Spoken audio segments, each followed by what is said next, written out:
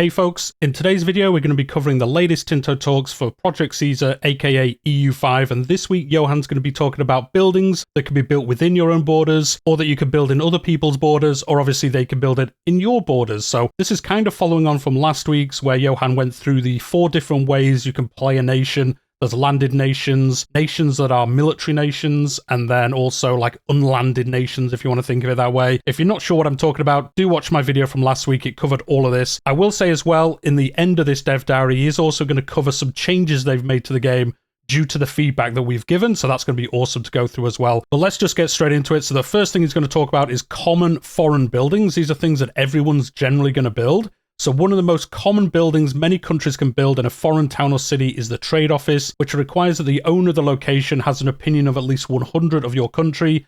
This is one way to get a foothold into another market in the game. The caveat is that the merchant power is relying entirely on the maritime presence that it can provide. And you can see here the trade office, this is showing the maritime presence +1, merchant capacity 0.2. So I think Johan's saying here, like, yes, you can have this trade office here, but if they can block the maritime presence, it's not really going to help you that much. But obviously, if they like you, if you've got some kind of treaty to go through their land, if they own a lot of the trade area that is there, then you can also back this up with your fleets as well a little bit. I believe that's what he's talking about there. And also saying, like, you can't really rely on this, because if they destroy this building, the maritime presence that you're getting from it is obviously gone immediately when that happens. And you can see here the production method that requires paper by the looks of it. That is how you keep it kind of maintained and running properly. And then the construction is masonry and lumber. And as Johan says here, time to build a port in every town or city. So yeah, we're going to spam these out, especially if you are playing with these trade nations. Another building that you can build in capitals of other countries is the embassy. They increase your diplomatic capacity by 0.10 and lift the fog of war over that location, but it is rather costly to upkeep and requires a lot of paper and jewelry. That is cool. Having this embassy there, it's going to help them like you a little bit more. And then also lifting the fog of war, that is very interesting, especially if you've got somewhere that potentially you might want to attack later on. Having these embassies here is going to help you a little bit by the sounds of it. Not all foreign buildings can be built in an owned location, however, and some require that the location has no current owner to be allowed to be built. And one of the buildings that falls into this, and something that you may want to build during your colonial charter, is a mission. This is a building that converts 100 pops every month to the state religion of the person who built it, if the building is fully staffed and has access to the goods that it requires. So yep, if you're playing these kind of like colonization game and you wanted to convert the local populace to your religion, you can build a mission. You know, famous examples, the Spanish doing this. And then as it says here on the tooltip, increases conversion by 100. It does look like it requires quite a lot to actually keep going. So this is something you are going to have to build up trade routes for, or have the local goods really helping this succeed. And then obviously stone and lumber to build it, which is pretty good. So you're going to build this, you're going to be saving souls for God, and you're going to be, you know, helping your colonial nation as well as it gets off the ground. So that's a pretty cool building. The next one they're going to talk about is unique foreign buildings. This is your flavor for the different nations in the game that get unique content. And obviously the Hanseatic League is going to be one of the major ones. And while the league has many multiple buildings it can build, one of the truly unique that they can do is shipwrights, as this can be built in any port of their subjects, giving sailors to the owner of the building while also increasing the shipbuilding capacity in that location. So it kind of helps you a lot, and it also helps the nation because it means they can build more ships as well. And then outside of the Hanseatic League, if you play a banking country, you can place banking offices in any town or city, which will give you a small amount of merchant power whilst also giving you a fair amount of gold. So again, if you're playing one of these trade nations, if you're just going to be playing the economic game as maybe one of these like unlanded countries you can play as, you can place these all around the map and you can be having a good time getting all that money. Military orders in the Catholic faith can set up order commanderies in any location in another Catholic country if they have negotiated a sponsorship with that country.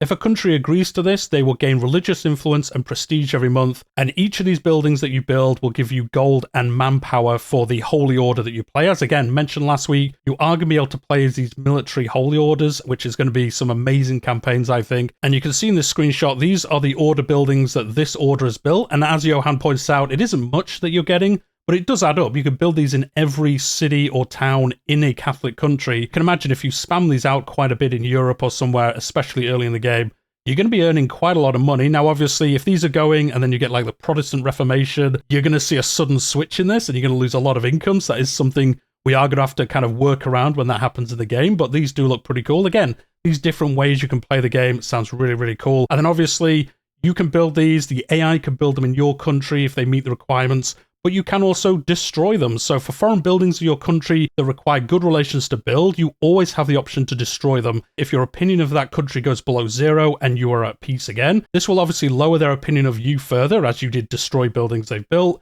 and will give them a casus belli to be used against your country. Other buildings may require a peace treaty to be removed, though. So you can destroy these. I think that's good. I think also the requirement is pretty good. So for most of them, I think you said at the beginning, you need 100 opinion to build them, but then you need less than 0. So it's not like you need 100 to build them, and if it lowered to like 70, you could then destroy them. That would be pretty silly. But if you go from really liking somebody and then for some reason you hate them, maybe they did a surprise war against you, or maybe just even the passage of time, you start drifting apart a little bit. When it goes to below 0, so you don't like each other, you can then destroy them. But again, it's going to give them a casus belli to be used against you. I'm not sure if that should happen all the time. Like if they do a surprise war against you or something, surely you're kind of like expected to destroy the buildings they've built in your nation. I'm not too sure. Maybe that is something they'll talk about later, because I don't think you should always give them a casus belli for destroying buildings under certain circumstances. Like I get it if you're just at peace and for some reason you just gradually start disliking each other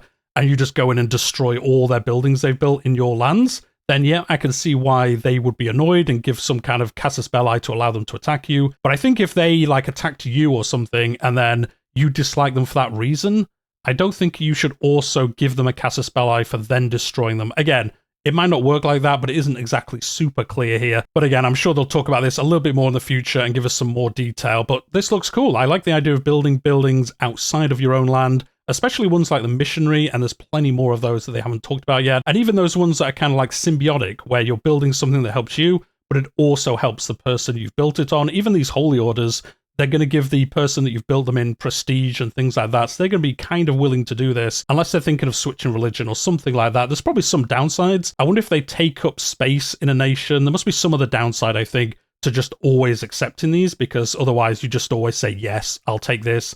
I want some free prestige, thank you very much. There must be some other downsides. Again, they'll probably talk about that later on. And as Johan says here, this is a very short dev diary, just a little bit about these buildings. So he is going to talk about some recent changes they've made to the game. And the first one here is going to be about exploration. This was a couple of dev diaries ago. And he's saying here they did listen to some feedback. And that is that the expeditions that you could send before, when you sent them, they just kind of went off straight away. Whereas now they're going to add a little staging time for all explorations. This kind of gives the look of the expedition building up their resources, just preparing the people, things like that. Make it look a little bit more natural, that it's kind of getting ready to go. And when you press the button, it doesn't just start it straight away. There's that little bit of time where they're kind of getting everyone together and then going on their adventures. And also this kind of ties it a bit more into the economy side of the game. So again, a cool change here. And all these from feedback that we've given. So with this, the first few months of an exploration, there will be a type of construction in the closest location that fits, requiring goods to progress. And then you see in the screenshot, these are the requirements that kind of fill up. And then once these are hit, the exploration actually goes off and goes on its adventures. This is a cool change. I like this. It is all about gathering the metalworks, cloth, supplies, lumber, all those kind of things. And then once they've got those, yep, we're ready to go on our adventures, let's go. The other change they've made, and I think they talked about this previously, but we will call it out again, is that the cooldown on assigning generals to armies was not popular when they first talked about it. I think they reversed it immediately. I'm sure we covered that before. So instead, they now have a system where it takes a little bit of time for you to gain the benefit of a new general in your army. The time is connected to the travel time from your capital to the army, and some extra time for the character to get sped up and kind of fully in control. This will make assigning generals and admirals much more of a strategic choice. So I believe this was talked about like 3 or 4 weeks ago, where he agreed with people's feedback and said they would make this change, but it looks like this is definitely happening now. And this, I think, is a good change. I think before it was like you could change the general every 12 months, and it was just a little bit weird. You'd have to be like, okay, I've got to go back to that army in like 8 months and remember that then I can change it, and then you'd have to move that guy to somewhere else, but you wouldn't be able to then change him for 12 months. Whereas now it looks like you can assign them whenever you want, but it has pretty much that 12-month kind of negative effect built into it. So it takes time for them to move to the army. And then it takes, I think, the rest of the 12 months to get fully up to speed, like effectiveness-wise. Like, I think they said in that post it would start at like 30% effectiveness and then build up to 100 at 5% intervals every month, something like that. I would have to go back and read it. But yeah, I prefer this as a change. It's a lot better than the old way. The old way wasn't too bad, to be honest. I didn't mind it too much. It was a little bit weird, though, with how it works, a little bit clunky for like micromanaging this stuff. Whereas this way, you can kind of do your changes and then let the game build it up to that full effectiveness after 12 months. So kind of the same outcome, but a little bit of a different way and a little bit more user-friendly way of going about it. And then the last change they're going to talk about is the lack of ethno-religions, and they're going to make a change around this as well. So some religions will not allow their population to be assimilated before they are converted. So this is especially relevant to obviously Judaism. That's the one they're showing on the screen at the moment. And you will have to convert them to another religion before you can assimilate them as well. So this is a good change. This obviously fits a lot more with these kind of ethno-religions as well. So it's a cool update to the game. And again, this is the whole point of these Tinto Talks. I've said this a lot recently.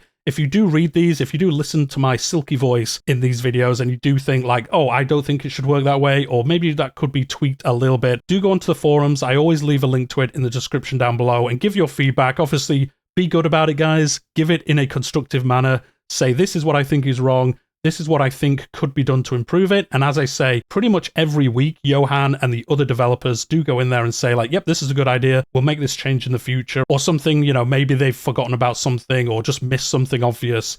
And then the people pointing it out in the comments help them kind of like remember that, or, you know, do bring that to the front of their minds and make a change in the future. So do make sure to do that. But with all of that, a very quick video this week.